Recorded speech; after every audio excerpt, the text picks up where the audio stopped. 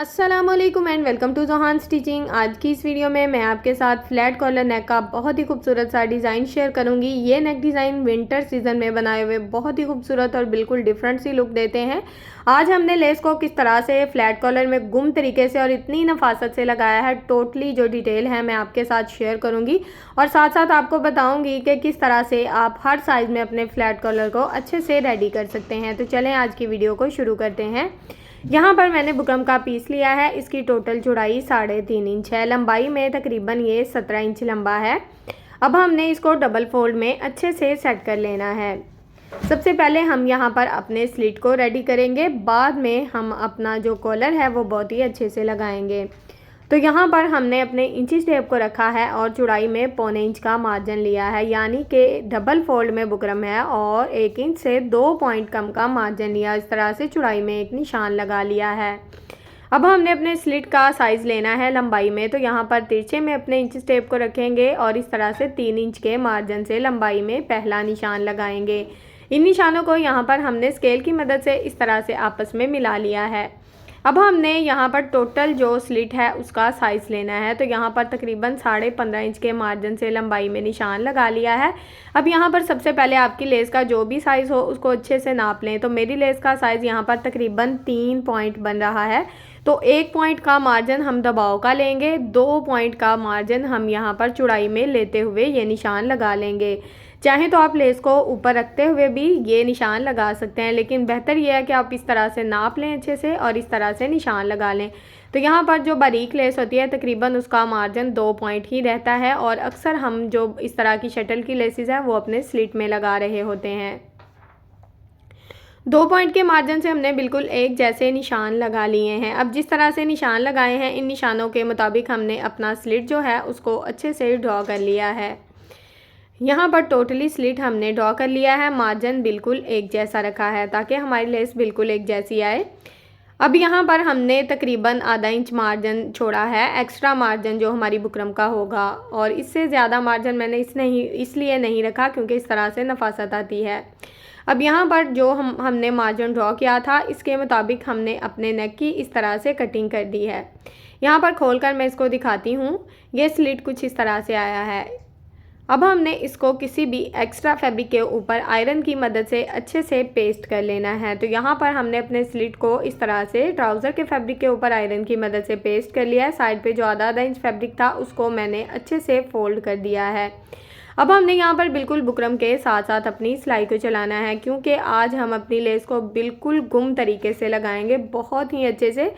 Video को आपने and तक वॉच करना है। और यहाँ पर मैं आपको एक बात बता दूँ, जब आप ये सिलाई लगा रहे हो तो हल्के हाथ से पीछे से आपने अपना जो फैब्रिक है उसको खींचना है ताकि सिलाई में किसी किस्म का झोल ना आए। अब ये सिलाई हमारी ये देखें बैक साइड पे अच्छे से शो हो रही है। अब हमने लेस की सीधी साइड को ऊपर की तरफ रखना है। ये पॉइंट सारा नोट कर लें, लेस की सीधी साइड को ऊपर की तरफ रखेंगे।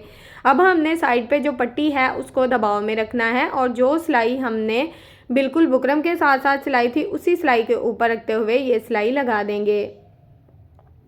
लेस को तकरीबन आधा इंच बढ़ा के यहाँ पर मैंने कट किया है और उसके ऊपर मैंने सिलाई नहीं लगाई, सिलाई वहाँ तक लगाई है जो कि मैंने पहले से लगाई थी। अब हमने दूसरी साइड पे भी अपनी लेस को इसी तरह से सेट किया है और दोनों साइड पे सिलाई को बिल्कुल एक जैसा रखते हुए चलाना है और हल्के हाथ से इसको इस तरह से खींचते रहना है ताकि पीछे से जो है ना लेस में किसी किस्म का झोल, किसी किस्म की सलवट ना आए। और यहाँ पर जब आप लेस को लगा लें तो अच्छे से अपनी पट्टी को आयरन कर लें। तो यहाँ पर मैंने पट्टी को आयरन कर लिया, ये देखें बहुत ही अच्छे से सेट हो गई है। अब हमने क्या करना है, अब हमने सबसे पहले अपनी जो स्लिट है उसकी कटिंग करनी है। तो उसके लिए यहाँ पर चेस्ट का मार्जिन हमारा तकरीबन 46 इंच है। ये जो मैं फ्लैट कॉलर लगा रही हूँ ये 44 इंच 48 इंच जो चेस्ट होती है और 46 इंच इनके लिए परफेक्ट रहेगा। यहाँ पर तीरे का साइज़ हमारा टोटल 16 इंच है। तो इसके लिए यहाँ पर मैं 3.5 इंच का मार्जिन लूँगी। अगर आपका तीरे का साइज़ 15 इंच है तो आप यहाँ पर 3 इंच की चौड़ाई और 3 इंच की लंबाई ले सकते हैं। सिर्फ मार्जिन आपने आधे इंच का ही करना है, यानी कि अगर आपका जो तीरा है वो 15 इंच है तो आप यहाँ पर ये मार्जिन 3 इंच का ले सकते हैं। बाकी मेथड टोटली सेम है। अब हमने शर्ट के पे 3.5 इंच के मार्जिन से चौड़ाई रखी है। नेक की 3.5 इंच के मार्जिन से लंबाई रखते हुए इस तरह से राउंड शेप ड्रॉ करके इसकी कटिंग कर दी है। फ्रंट साइड की कटिंग हमारी हो गई है। अब यहाँ पर बैक साइड पे हमने इस तरह से फ्रंट साइड को अच्छे से सेट करना है। यहाँ पर हमने सिर्फ चौड़ाई का मार्जिन लेना है, लंबाई यहाँ पर हमने नहीं नापनी। चौड़ाई में इस तरह से निशान लगा लिया है। अब बैक साइड से हम सिर्फ अपना जो बैक साइड का हमारा तीरा है उसको आधा इंच डाउन कर लेंगे। तो इस तरह से हल्का सा निशान लगाया, इस निशान के मुताबिक हल्की सी शेप दे दी है। तो जिस तरह से हमने अपनी शेप को ड्रॉ किया है सेम उसके मुताबिक इसकी कटिंग कर लेंगे। तो यहाँ पर फ्रंट और बैक नेक की हमने कटिंग कर ली है। बैक नेक की हमारी कटिंग हो गई है और दोनों नेक को हम साइड पे कर लेंगे। अब सबसे पहले हमने अपना स्लिट रेडी करना है। तो यहाँ पर हमने स्लिट के सेंटर में आयरन कर लिया था ताकि सेंटर में एक निशान आ जाए और उसी निशान के मुताबिक हमने इसको नेक के बिल्कुल सेंटर में रखते हुए अच्छे से सेट किया है और इसके ऊपर इस तरह से अपनी सिलाई को चला लिया है। बिल्कुल जो सिलाई आपने लेस को लगाते हुए चलाई थी उसी सिलाई के ऊपर ऊपर अपनी सिलाई को चलाना है। इस तरह से आपकी लेस बिल्कुल गुम तरीके से बहुत ही अच्छे से लग जाएगी। तो यहाँ पर ये सिलाई हमारी मुकम्मल हो चुकी है। अब यहाँ पर धागे को कट करेंगे। अब हमने बिल्कुल थोड़ा सा फैब्रिक छोड़ना है और बाकी का जो एक्स्ट्रा फैब्रिक होगा उसकी कटिंग कर देंगे। यहाँ पर स्लिट में हमने किसी किस्म का कोई एक्स्ट्रा फैब्रिक कट नहीं किया, कोने में अच्छे से कट लगा दिए हैं। अब जो ऊपर हमारा थोड़ा सा एक्स्ट्रा फैब्रिक है बस उसको ही इस तरह से नीट करना है। अब हमने अपने स्लिट को रफ साइड की तरफ अच्छे से पलट लेना है। तो लेस देखें हमारी कितने अच्छे से बिल्कुल गुम तरीके से लग गई है। अब यहाँ पर टोटली जो एक्स्ट्रा फैब्रिक है उसको हाथों की मदद से पहले अच्छे से सेट करेंगे, बाद में इसको आयरन करके अच्छे से हैंड स्टिच कर लेंगे यानी कि तुरपाई कर लेंगे। तो ये देखें बैक साइड से हमारा स्लिट कितना नीट है और फ्रंट साइड से भी। अब हमने यहाँ पर नेक का टोटल साइज़ लेना है। तो यहाँ पर मैं अपने नेक का टोटल साइज़ तकरीबन 7.5 इंच लूँगी। आपका जो भी साइज़ हो आपने यहाँ पर वही साइज़ लेना है। कम या ज़्यादा आप अपनी मर्ज़ी से स्लिट को कर सकते हैं, ठीक है। तो 7.5 इंच के मार्जिन से इस तरह से मैंने निशान लगाया है। अब हमने ये निशान दोनों साइड पे इस तरह से लगा लेना है। अब हमने यहाँ पर बिल्कुल लेस के साथ साथ किनारे किनारे अपनी सिलाई को चलाना है। यहाँ पर हमने तकरीबन 2.5 इंच की पट्टी रेडी की है, इसमें सेंटर बुकरम को लगाया है और इस तरह से सेंटर पट्टी में अच्छे से सेट कर दिया है। सेंटर पट्टी में अगर आप हल्का सा बुकरम लगा लेते हैं तो ये थोड़ी सी हार्ड हो जाती है, इसमें नफासत आ जाती है। और कोई बात नहीं है, सिंपल फैब्रिक भी लगा सकते हैं, कोई मसला नहीं है।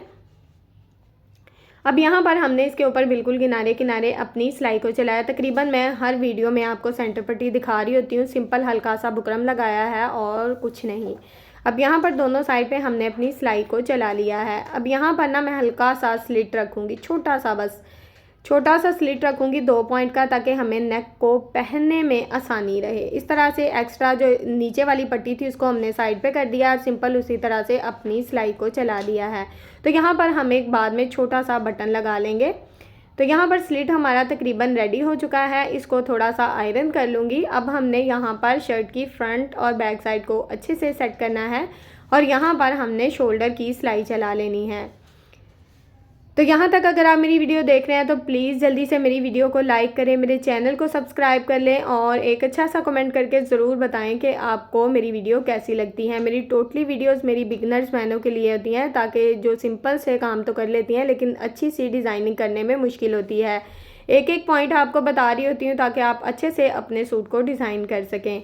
अब यहाँ पर शोल्डर पे हल्की हल्की सी मैंने कटिंग कर दी है ताकि इसका दबाव अच्छा रहे। यहाँ पर बुकरम का पीस लिया है, इसको हमने डबल फोल्ड में सेट किया है। लंबाई इसकी 7 इंच है, चौड़ाई इसकी 9 इंच है डबल फोल्ड में। अब हमने इसको सेंटर से बिल्कुल अच्छे से सेट कर लिया है। जहाँ से हमारा बुकरम थोड़ा सा ऊपर नीचे है उसको हमने बिल्कुल सीधी लाइन लगाते हुए इस तरह से बराबर कर लेना है। अब हमने इसके ऊपर शर्ट की जो फ्रंट साइड का हमने नेक कट किया था पहले उसको इस तरह से सेट करेंगे, उसकी चौड़ाई अच्छे से नाप लेंगे, फिर उसकी जो टोटल लंबाई है यानी कि दोनों साइड से हमने इस तरह से नाप लेना है। 3.5 इंच के मार्जिन से भी निशान लगा सकते हैं, इस तरह से चाहें तो अच्छे से सेट करके भी रखते हुए आप नाप सकते हैं। अब हमने यहाँ पर जो फ्रंट साइड पे नाप लिया था वहाँ पे हमने बैक साइड की पट्टी को सेट किया है और आगे वाली साइड पे हमने बढ़ा कर फ्रंट साइड की पट्टी को सेट कर लिया है। अब यहाँ पर हमने बंद वाली साइड से इस तरह से अपनी पट्टियों को रखते हुए बिल्कुल इनके साथ साथ इस तरह से हल्का सा जो अपना पैटर्न है ड्रॉ कर लेना है। बिल्कुल जिस तरह से आपने फ्रंट और बैक साइड के नेक की कटिंग की है उसके मुताबिक ही इसको ड्रॉ कर लें। हाथ से थोड़ा सा दबा लें, नहीं तो हल्का सा पिन अप कर लें अपने पीसेस को, ताकि वो अच्छे से सेट हो जाएं। अब यहाँ पर दोनों साइड को हमने साइड पे कर दिया है। हल्का सा पैटर्न हमारा ड्रॉ हो चुका है। इसको यहाँ पर अच्छे से डार्क कर लेंगे और इसकी शेप को भी अच्छे से इस तरह से ड्रॉ कर लेंगे। अब हमने यहाँ पर इस पॉइंट पे इसकी कटिंग नहीं करनी, बल्कि हमने 2 पॉइंट का मार्जिन एक्स्ट्रा ऊपर वाली साइड पे बढ़ा के लेना है। इस तरह से 2 पॉइंट के मार्जिन से हमने एक और निशान लगाना है। इसी निशान के मुताबिक अब ये निशान भी आपने बिल्कुल एक जैसे लगाने हैं, क्योंकि हमने जो पहला पॉइंट है उस पर कटिंग नहीं करनी। जब हम नेक का हाला कटिंग करते हैं तो तकरीबन 1 या 2 पॉइंट बढ़ जाता है, तो इसलिए 2 पॉइंट का मार्जिन लेना ज़रूरी है, जिस तरह से मैं ले रही हूँ। बिल्कुल एक जैसे निशान लगाए हैं। इन निशानों के मुताबिक इस तरह से टोटल जो अपना कॉलर है उसको यहाँ पर मैंने अच्छे से ड्रॉ कर लिया है। अब कॉलर की टोटल चौड़ाई हम यहाँ पर 1.25 इंच लेंगे। चाहें तो आप 1 इंच भी ले सकते हैं, यानी कि कुछ लोग थोड़ा सा चौड़ाई में कॉलर पसंद करते हैं, वो यहाँ पर 1 इंच भी चौड़ाई रख सकते हैं। जो दूसरा मार्जिन ड्रॉ किया था उसके मुताबिक यहाँ पर मैंने 1 इंच से 2 पॉइंट कम का मार्जिन लेते हुए बिल्कुल एक जैसे निशान लगाए हैं। इन निशानों को इस तरह से अच्छे से डार्क कर लिया है। यानी कि अगर आपका कॉलर थोड़ा सा बड़ा भी कट हो जाता है तो आप इसको किस तरह से आसानी से लगा सकते हैं, ये तरीका आज मैं आप लोगों के साथ शेयर करूंगी, ताकि आप लोग आसानी से अपने कॉलर को बहुत ही अच्छे से लगा सकें। अब जो दूसरा 2 पॉइंट का मार्जिन छोड़ते हुए हमने कट किया था, यहाँ पर आप देख लें कि उसी पॉइंट पे हमने अपने कॉलर की अच्छे से कटिंग कर ली है। तो यहाँ पर हमारे कॉलर की टोटल चौड़ाई तकरीबन हमारे पास 1 इंच से 2 पॉइंट कम आई है। अब आपने यहाँ पर इसकी कटिंग करते हुए इस तरह से अपने कॉलर को पहले अच्छे से सेट करना है और इसको इस तरह से बिल्कुल कॉलर की शेप देनी है। यहाँ पर इस तरह से ये चेक करना है कि आपका कॉलर बिल्कुल परफेक्ट कटिंग हो गया है। अगर आपका कॉलर भी इसी तरह से बिल्कुल परफेक्ट कटिंग हो गया है, फिर आपने इसको शर्ट को डबल फोल्ड करके रखना है और उसके साथ इस तरह से अपने कॉलर को अच्छे से नाप लेना है। यहाँ पर आपको ये इस बात का पता चलेगा कि आपका कॉलर परफेक्ट कट हुआ है, कहीं से कम तो नहीं है। या बाद में अक्सर ऐसा होता है कि हम कॉलर रेडी कर लेते हैं, बाद में हमारा कॉलर कम हो जाता है। इस तरह से नाप लें, एक्स्ट्रा मार्जिन कट कर लें। अब इस कॉलर को हमने ट्राउज़र के फैब्रिक के ऊपर इस तरह से अच्छे से लगा लिया है। अब यहाँ पर मैंने इसके नीचे भी सेम साइज़ का फैब्रिक लिया है। ऊपर जो आधा इंच फैब्रिक था उसको ना मैंने फैब्रिक ग्लू लगा कर ना अच्छे से फोल्ड कर लिया। उसके ऊपर मैंने सिलाई बिल्कुल नहीं चलाई। ग्लू स्टिक लगा लें, फैब्रिक ग्लू लगा लें और आधा इंच जो फैब्रिक है उसको अच्छे से फोल्ड कर लें। अब बुकरम के साथ साथ अपनी सिलाई को चलाया है और यहाँ पर तकरीबन थोड़ा सा मार्जिन छोड़ते हुए बाकी का जो एक्स्ट्रा फैब्रिक है उसकी यहाँ पर हमने कटिंग कर लेनी है। अब पूरे कॉलर में इस तरह से छोटे छोटे कट लगा देंगे ताकि इसका जो एक्स्ट्रा फैब्रिक है उसको हम रफ साइड की तरफ अच्छे से पलट सकें। तो यहाँ पर आप इस पॉइंट पे भी अपनी लेस को लगा सकते हैं, लेकिन मैं यहाँ पर सोच रही थी कि लेस ना लगाऊं, फिर मैंने बाद में सोचा कि लगा कर चेक करती हूँ किस तरह की लगती है। तो यकीन करें कि लेस की लुक इतनी कमाल की और बिल्कुल डिफरेंट और डिसेंट सा हमारा जो कॉलर है वो रेडी हुआ है। तो आपने लेस को लगाकर एक बार ज़रूर ट्राई करना है। किसी किस्म का कोई झोल कोई सलवट नहीं आएगा। जिस तरह से मैंने तरीका बताया सेम वही तरीका इस्तेमाल करना है। अब यहाँ पर बुकरम वाली साइड पे हमने हल्की सी फैब्रिक ग्लू इस तरह से लगाई है। हल्की हल्की सी बिल्कुल बारीक सी फैब्रिक ग्लू लगा लेंगे और इसी तरह से हमने टोटल जो बुकरम वाली पट्टी के ऊपर मैं लगा रही हूँ, ठीक है। आयरन करने से पहले भी आप ग्लू लगाकर अपनी लेस को लगा सकते हैं और इस तरह से बाद में भी लगा सकते हैं। दोनों ही तरीके आसान हैं। अब हमने लेस की सीधी साइड को नीचे की तरफ रखना है। ये रफ साइड है जो ऊपर वाली है, इसको हल्के हाथ से घुमाना है। लेस में किसी किस्म का कोई कट नहीं लगाया मैंने, आप देख सकते हैं। बिल्कुल अच्छे से ग्लू की मदद से अपनी लेस को लगा दिया है। और यहाँ पर जब आपने लेस को लगाना है तो क्या करना है, फिर एक दफ़ा आयरन भी कर लेना है ताकि लेस जो है हमारी अच्छे से बिल्कुल परफेक्ट शेप में बैठ जाए और हमारी लेस और हमारा फ्लैट कॉलर एक ही सिलाई में अच्छे से कवर हो जाए। कॉलर में लेस की सफाई आप चेक कर सकते हैं। यहाँ पर मैंने इसको आयरन कर लिया था और भी नफासत से लेस हमारी सेट हो गई है। अब हमने यहाँ पर कॉलर को इस तरह से बिल्कुल सेंटर से हाफ करना है। दोनों साइड पे मार्जिन बिल्कुल एक जैसा रखना है।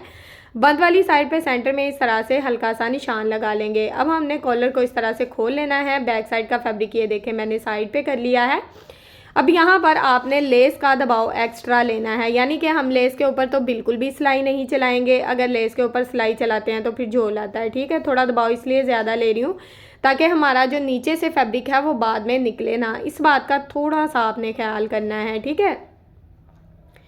क्योंकि अक्सर हम इस तरह के कॉलर्स लगा रहे होते हैं, लेस लगी हुई होती है, तो हम अपनी तरफ से दबाव तो अच्छा ले रहे होते हैं। दबाव मैंने आपको दिखा के लिया है, बहुत ही अच्छे से मैंने इसका दबाव लिया है ताकि हमारा जो कॉलर का फैब्रिक है वो बाद में निकले ना। हल्के हाथ से कॉलर को एक साइड से जॉइंट कर दिया है।